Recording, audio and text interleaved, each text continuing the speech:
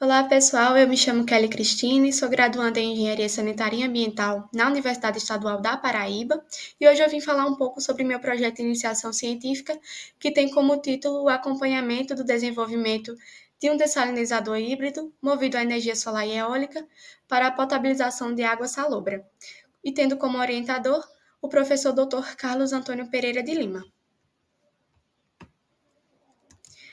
Bem, para introduzirmos o tema, eu vou falar um pouco sobre a água, que é um recurso natural e essencial, seja como componente bioquímico dos seres vivos, como meio de manutenção da vida no planeta, ou até mesmo como um elemento representativo dos valores sociais e culturais de uma região. No entanto, a água vem sido associada à sua escassez e atrelado a isso está o crescimento populacional, onde a gente vai ter o aumento da demanda por água potável e a diminuição dos recursos hídricos. Bem, o Brasil apresenta disponibilidade hídrica reduzida em algumas regiões, como é o caso do semiárido, onde há uma extrema vulnerabilidade hídrica provocada por um balanço hídrico negativo, por pluviometria irregular, o que vai afetar o ciclo das chuvas, e uma das alternativas para suprir essa demanda de água potável é a dessalinização solar, que é uma tecnologia social, sem eventuais impactos ambientais, além de ser economicamente atraente, que utiliza de raios solares para a desinfecção e dessalinização de águas impróprias para o consumo humano. Bom, e como funciona esse sistema?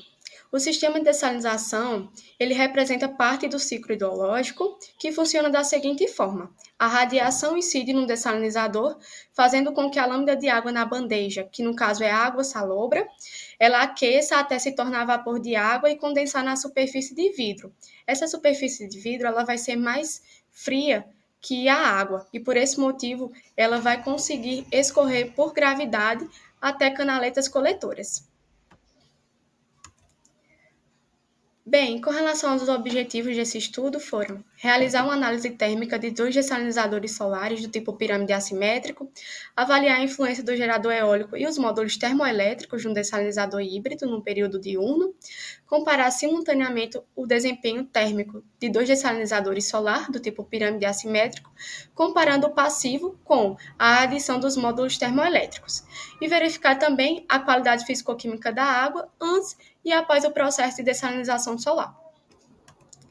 Bem, com relação à definição da área de estudo, os dessalinizadores foram instalados no Centro de Ciências e Tecnologias da UEPB e as análises experimentais foram realizadas no Laboratório de Pesquisas em Ciências Ambientais, pertencentes ao Departamento de Engenharia Sanitária e Ambiental. Com relação à construção do sistema de dessalinização solar, o modelo de dessalinizador selecionado foi do tipo pirâmide com cobertura de vidro assimétrico, com espessura de 4 milímetros e ângulo de 50 graus. E a fim de promover a eficiência e para facilitar a troca térmica nos interior dos dessalinizadores. A base possui o formato retangular, feita de alumínio, com espessura de 400 por 600 milímetros e altura de 130 milímetros. Essa base ela também foi pintada de preto fosco para aumentar a absorção do calor. Foram utilizados dois dessalinizadores. O dessalinizador híbrido possui dispositivos termoelétricos acoplado ao gerador eólico. Já o dessalinizador passivo não possuía nenhum dispositivo, servindo apenas para método de comparação com o dessalinizador híbrido. E a energia elétrica demandada pelos módulos termoelétricos do dessalinizador híbrido foi fornecida por uma turbina eólica de pequeno porte. Bem, e na figura 2 nós conseguimos visualizar a base dos dessalinizadores em alumínio, com uma estrutura de madeira e também acoplado a essa base os módulos termoelétricos de modelo Peltier. E também na figura 3 nós conseguimos verificar nós temos a vista panorâmica da cobertura dos dessalinizadores, onde nessa cobertura nós vamos ter a incidência da radiação solar independente da posição do Sol. Bem, com relação ao modo de execução, o sistema foi operado de forma descontínua, embatelada, entre os meses de novembro de 2022 e junho de 2023, e a partir da utilização de instrumentos como o data logger, o anemômetro, o radiômetro e com auxílio de termopares, foi possível mensurar as temperaturas da água, do vidro interno e externo dos dessalinizadores, assim como também radiação solar, temperatura ambiente e velocidade do vento. E a alimentação dos dessalinizadores ocorreu com água salobra, coletada em um poço artesiano localizado na zona rural do município de Barra de Santana, na Paraíba. E a lâmina de água estudada em ambos os dessalinizadores foi de 1 centímetro. Bom, na imagem 4, nós conseguimos visualizar o sistema como um todo, com a turbina eólica, o radiômetro, o data logger e também ambos os dessalinizadores. Na tabela 1, apresentam-se os parâmetros físico-químicos analisados, assim como também a metodologia aplicada. E esses parâmetros eles foram analisados, pois fornecem informações sobre a quantidade de sais e sólidos dissolvidos na amostra.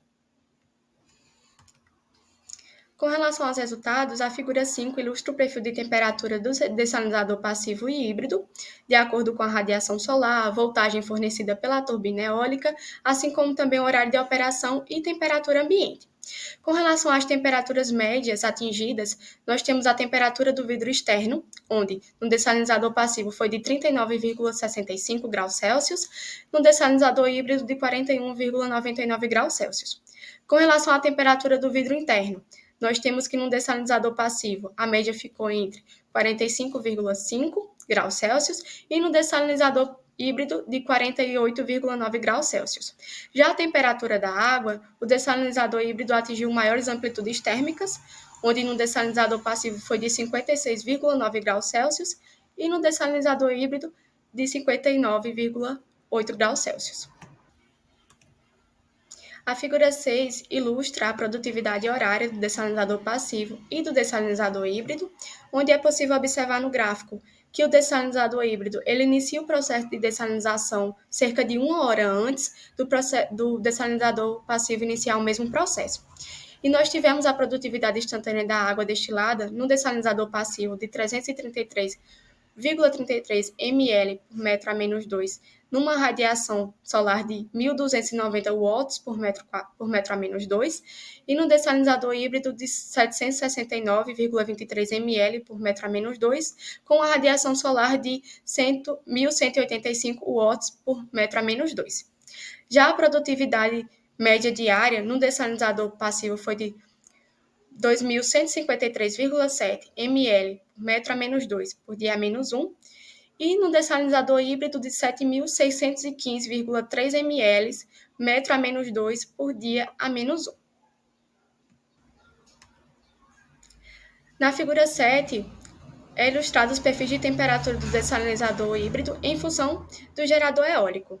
E ao decorrer dos experimentos, houve oscilação na geração de energia elétrica fornecida pela turbina eólica devido à variação da velocidade do vento ao decorrer do dia, chegando à velocidade máxima de 14 metros por segundo, a menos 1, e a mínima de 2,3 metros por segundo, a menos 1.